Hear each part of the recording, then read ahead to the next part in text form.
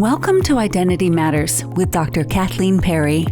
Join in to explore one of life's big questions. Who am I really? The Identity Matters podcast will show you that you are and always have been innately whole and worthy just as you are. So slow down, relax, and enjoy the show. Welcome back to Identity Matters. I'm your host, Dr. Kathleen Perry. I have a little insight. Well, it was a really big insight that I wanted to share with you. Last night, I was soaking in the bathtub, which I do before I go to bed, and just kind of my nighttime ritual, something I really enjoy. So I was thinking that I started to understand something about this fatigue that I was feeling. So for the past, several months, I've been really, really sleepy in the afternoon. And from a physiological standpoint, the body probably's got some adrenal exhaustion and some things going on that definitely I'll be giving some attention to. But I just started thinking, there's this level of mental and emotional and spiritual even fatigue going on. It goes beyond the body. And yes, my mom died 2 months ago. There was a lot of emotion, a lot of stuff leading up to her death. However, there's an identity that's been running for me for a long, long time. Kind of showed up in business, it showed up in my practice, it showed up even when I was really young. I liked helping people however I could. So being my mom's little helper. And that really was exhausting in a lot of ways, just holding that up and being kind of on the giving end all the time. So I realized there's almost like that old-fashioned scale, where one side gets overloaded and it tips up higher than the other, the giving and the receiving. So what occurred to me last night when I was soaking in the bathtub, I'm really, really excited about this 1-year program that I enrolled in. And it's with Dr. Sue Morter. And I went to a program of hers. I was a retreat last year, about 6 months ago. And it was 4 days in Santa Fe, and it was just absolutely awesome. And I found out about the 1-year program, but it didn't start for 6 months. So I thought, yeah, I know me. Things can change a lot. What I'm interested in often changes. What's alive for me can be really different a few weeks later. But it really was so resonant. So I went ahead and enrolled, paid for it and enrolled. And it started about 4 days ago. Well, I was falling asleep during the first 2 days. There was a 3-day intense weekend. And I just couldn't keep myself awake in the afternoon. By the 3rd day, some new material came along. But even during the meditations, 20-minute meditation, 5 minutes in, I was asleep. So I was just checking in with myself, which, you know what I'm talking about. You kind of just go, what's up with that? And we know, right? Our bodies are telling us something. So, yeah, there's the whole idea that I'm going to do this adrenal reset. And I thought, okay, that can take 6 months or a year. And after a lot of stuff that I've been through, that made sense. And then, wow, it almost seemed not coincidental, synchronous, serendipity, the universe stepping in with this program beginning March 15th and going for 12 months, a great time for me to take a rest, a sabbatical. Now, here's how I used to rest. It would be sort of what I would call strategic recovery, where, I'd rest up because then I would get back to being the giver, the helper. And I kind of, before I realized this, saw that I was stepping into this program the same way. So the program is about energy healing. It's about coming home to yourself. It's about living awake. It's called Live Awake. Well, those are all things that we could gain from personally. That's the idea of the program, is to you yourself live awake. But my strategy is, I'm going to be able to share that with my clients. I'm going to be able to teach that. I'm going to be able to take what I see and what I learn and create my own products, my own deliverables, my little business hat on. That identity of the one who produces things that helps her clients, who is always the one that is busy creating something that she can give.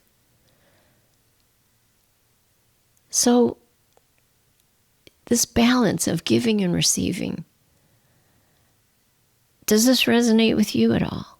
Do you find, I suspect, I know you give to your children, to your parents, you give at work, you're giving to your friends, and you probably don't give to yourself, and you don't end up on the receiving end as much as you could. So I made a decision that I'm going to do this program differently. And I really mean it this time.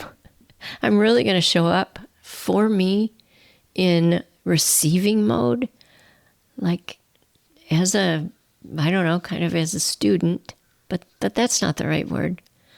You know what I mean? Just be there to learn. I love learning, but not as a means to an end, like filtering everything through. How can I share this with you, my client?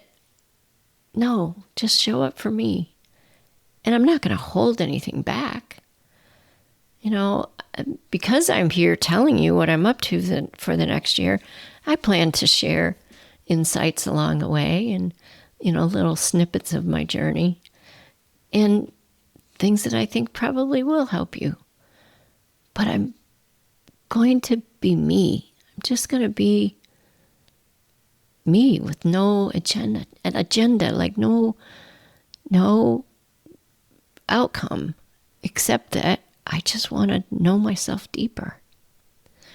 So I wonder if that happens for you. If you feel like you end up or your scale is imbalanced. I tried it once before, and that's what I was about to say.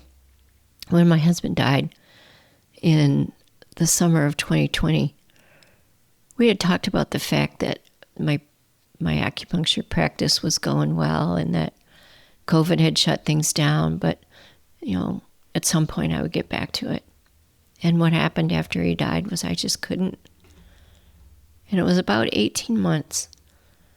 And it was almost like, I don't know, I just got knocked down. And I couldn't put one foot in front of the other in terms of serving and giving again. People would ask me, if I was taking care of myself, and it felt like I was, but there was no overflow. So 18 months later, I jumped right back in. I started practicing again, and I loved it. And my coaching business grew, and there I was, giving again.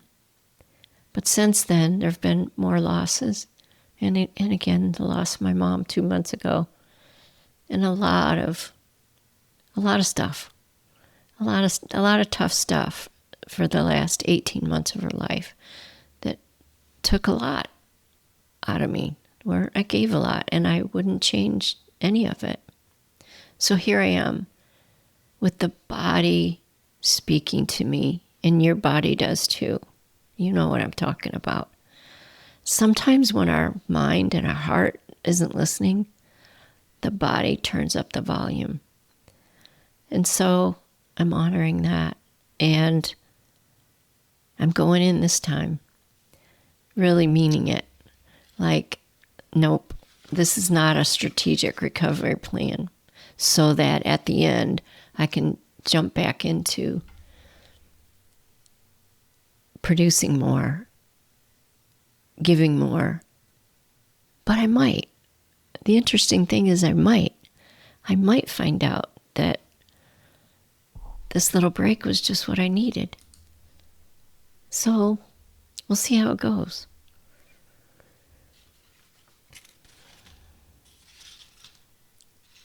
I'm going to keep producing these podcasts because that doesn't feel the same. This creative life force flowing through me when I sit down and hit record, that feels alive. That feels restorative in and of itself. And yeah, people listen, you listen, and it helps you. But I'm going in for the next year on the receiving end. And I want to receive transmissions and downloads from wisdom that I share here on the podcast. And the idea of a book has come to me. So I think I'll be doing some writing this year because that feels just like being. Yeah. And as I'm doing that, I hope to share some of that with you as well. So, what's your scale like? What is that balance or imbalance for you? And guess what? Life is dynamic. There's times when we're going to give a lot more than we receive. But I don't even know if that's the right thing to say here.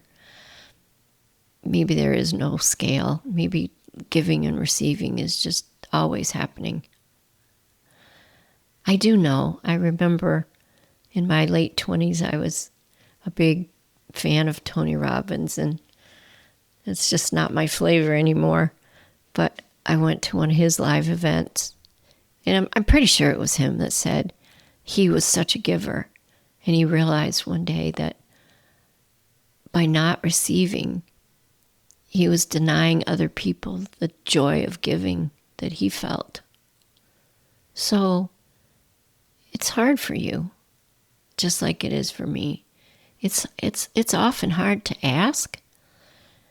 And then when you do ask and someone says yes, it's hard to feel worthy enough to receive. I get it. But I felt something like my heart open up when all of a sudden I gave myself permission to really be on sabbatical, to really take this year. And I guess maybe I'm putting a stake in the ground here by announcing this here. I just felt my heart soften. I felt a weight lifted off of my shoulders. My shoulders dropped. My body just relaxed. It was that internal yes. When you just know, there's not even a sentence in your head. There's not a spreadsheet.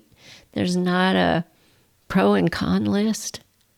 You just, something occurs to you, like, really take a year off? And I don't mean, you know what I mean? I'm not taking a year off and not doing things. I'm taking a year off from the giver persona. And it doesn't mean I'm not going to give. I'm really glad that you're going to be here with me for this upcoming 1-year sabbatical. It's going to be really cool to see what unfolds. With so much love. thank you for listening to Identity Matters. I hope you found this episode insightful. If you're ready to delve further into this journey of self-discovery and uncover your innate wholeness, I invite you to consider one-on-one coaching with me. Together, we can explore the unique challenges and opportunities in your life or your business or both. And through that exploration, help you align with your true self. To learn more about my coaching services, visit drkathleenperry.com/services.